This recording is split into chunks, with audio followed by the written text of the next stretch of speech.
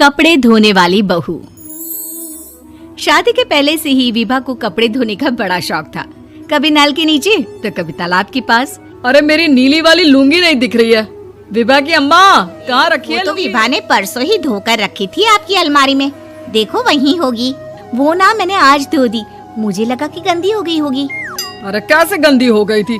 उसे तो मैंने पहना भी नहीं। हे भगवान, इस लड़की के कपड़े धोने की आदत से परेशान हो गया हूँ मैं। जितना तो घर में राशन नहीं आता, उससे कहीं ज्यादा डिटर्जेंट पाउडर का खर्चा है। करवा दो शादी, जाए अपने घर में ही करे काम, फिर चाहे घर के कपड़े धोने हो या पूरे गांव के। हाँ ठीक बोल रही हो, देखता हूँ मैं कोई लड़का। वो दिन भी आ जाता है जब विभा को देखने लड़के वाले आ जाते हैं। लड़की मुझे अच्छी लगी। होने वाली सास कहती है, बेटी अगर कुछ पूछना है तो पूछ लो। वैसे तो हमारी लड़की बहुत ही शर्मीली है, जो बोल दो वो मान लेती है, इसे क्या पूछना होगा। अरे कैसी बात कर रही हो माँ, मुझे इन लोगों के घर रहना है, सवाल तो कई है। हाँ हाँ बेटा पूछ लो ना, क्या पूछना है। आप लोगों के घर कपड़े कौन धोता है? सास का मुंह बन जाता है। देखो अगर तुम्हें कपड़े धोने नहीं आते तो सुन लो, कपड़े मैं ही धोती हूँ, लेकिन तुम्हारे आ जाने के बाद मैं रुमाल तक नहीं धोऊंगी। अरे चुप रहना भाग्यवान, बहू बेचारी घर आई नहीं, उसे डराना शुरू कर दिया। वो क्या है ना बिटिया, अभी तक तो ये कल्लू की माँ ही धोती थी, लेकिन अब तुम्हारे पापा तो दहेज में वॉशिंग मशीन देंगे ही। तभी विभा की माँ बोल पड़ती है, सवाल भी पूछा तो क्या। वैसे भाई साहब, मशीन की तो फिर भी कपड़े धोने की कैपेसिटी होती है, मतलब जो बिटिया दे रहे हैं ना विभा, इसे कपड़े धोने का बहुत शौक है। ये आप लोगों के क्या आस पड़ोस गांव मोहल्ले सबके कपड़े धो दे और उफ तक ना करे। बाहर देखा नहीं आपने कितने कपड़े सूख रहे हैं, सब हमारी बिटिया ने ही तो धोए हैं। बस भी करो ना माँ, शर्म आ रही इतनी तारीफ सुनकर। और तो और एक दाग निकाल कर दिखाओ तो मान जाऊँ। हाँ अच्छा अच्छा, माफ करना बेटा, मैंने गलत समझा। हमें तो रिश्ता बहुत पसंद है। और ऐसे जुड़ जाता है रिश्ता कपड़े धोने का शौक रखने वाली हो जाती है कोयला फैक्ट्री में काम करने वाले कल्लू के साथ। शादी के बाद अचानक विभा चिल्लाती हुई सास के पास आती है। सासू माँ, अरे सासू माँ कहाँ है आप? ये तो धोखा है, धोखा दिया आप लोगों ने मुझे। इस ससुर के चक्कर के बारे में पता चल गया। अरे तो उसमें तुझे क्यों धोखा मिला है? अरे नल में पानी नहीं आता, कपड़े कैसे कब धुलेंगे? अच्छा अच्छा, तू पानी नहीं आ रहा उसकी बात कर रही है। तो आपने क्या सोचा?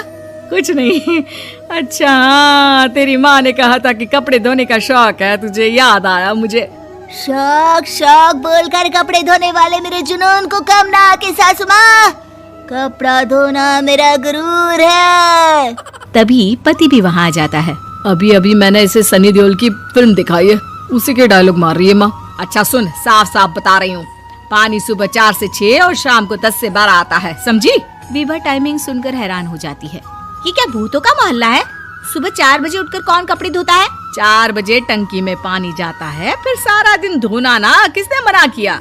अरे कैसी बात कर रही हैं? 200 लीटर की टंकी में कितने कपड़े धो लूंगी मैं, सुबह ही उठ जाऊंगी मैं। अब क्या था, विभा सुबह 4 से लेकर कपड़े ही धोती रहती। एक रोज सास पड़ोस से निकलकर कहीं जा रही होती है कि साथ वाली कहती है, हाँ कल्लू की माँ, जरा ये बताओ कि 2 साड़ी है, 2 ब्लाउज और एक पेटीकोट और एक नाड़े वाला लंबा कच्छा। हाँ तो? अरे तो क्या, कितना लोगी धुलाई ये बताओ। धोबन दिख रहे हैं हम क्या? हमारे पति सरकारी नौकरी से अभी अभी रिटायर हुए हैं और बेटा सुपरवाइजर है कोयला फैक्ट्री में।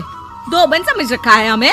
हाय रे कल्लू की अम्मा, माफ कर दो, वो तो मोहल्ले में यही सब बता रहे थे कि तुमने बहू को कपड़ा धुलवाने के काम में लगा दिया है। सास को पड़ोसन की बात सुनकर गुस्सा आ जाता है। वो घर पहुंचती है जहां घर के बाहर ही इतने सारे कपड़े सूख रहे होते हैं जितने कि किसी धोबन के घर पर। अरे ओ कल्लू की दुल्हन, बाहर निकल।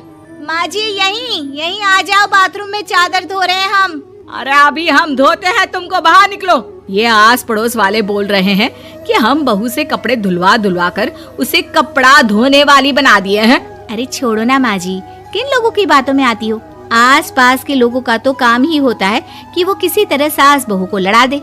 बहू सारे घर के कपड़े धोती है, ये क्या कम है? बोलिए। सास को भी लग जाता है कि वो बहू का ये सनकीपन नहीं छुड़वा सकती, इससे अच्छा है कि खुद ही चुप हो जाए। एक रोज सास और बहू मंदिर जाते हैं, जहाँ सास की साड़ी वहाँ खड़ी भीख मांगने वाली से मिलती है। माँ जी क्या बात है, आपकी साड़ी उस भिखारन से कितनी मिल रही है ना? हाँ हाँ देखो तो, दोनों की साड़ी मिल रही है। क्या बात है कल्लू की अम्मा, तुम खुद को तो अफसर की बीवी बताती हो और ऐसी सिंपल सी प्लेन साड़ी पहनकर घूमती हो। सिंपल और प्लेन नहीं है ये साड़ी। तो क्या सोने के धागे से फूल बने हैं? कुछ भी सासू माँ, कुछ भी। हाँ, बने थे इस साड़ी में सोने के धागे से फूल। मेरे पति लेकर आए थे मद्रास से स्पेशली मेरे लिए 10,000 की। ताहे भाई साहब इस भिखारन के लिए भी सेम टू सेम साड़ी लेकर आए होंगे 10,000 की।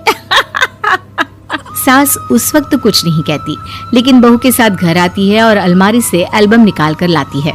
ये साड़ी देख रही है, ये वही साड़ी है जिसे मैंने अभी पहना था। इस साड़ी में ये जो चमकदार फूल दिख रहे हैं ना, ये सोने के धागों से काढ़े गए हैं। लेकिन तू लोकल वॉशिंग मशीन ब्रश से घिस घिस कर सारे फूलों को निकाल कर साड़ी प्लेन कर दी। मुझे माफ कर दीजिए सासू माँ। और तो और, जब मैंने तुझे तेरी गलती के लिए कुछ नहीं कहा, लेकिन तूने तो सबके सामने मेरा मजाक ही बना दिया। क्यों? बहू को समझ में आ जाता है कि अब से उसका कपड़े धोना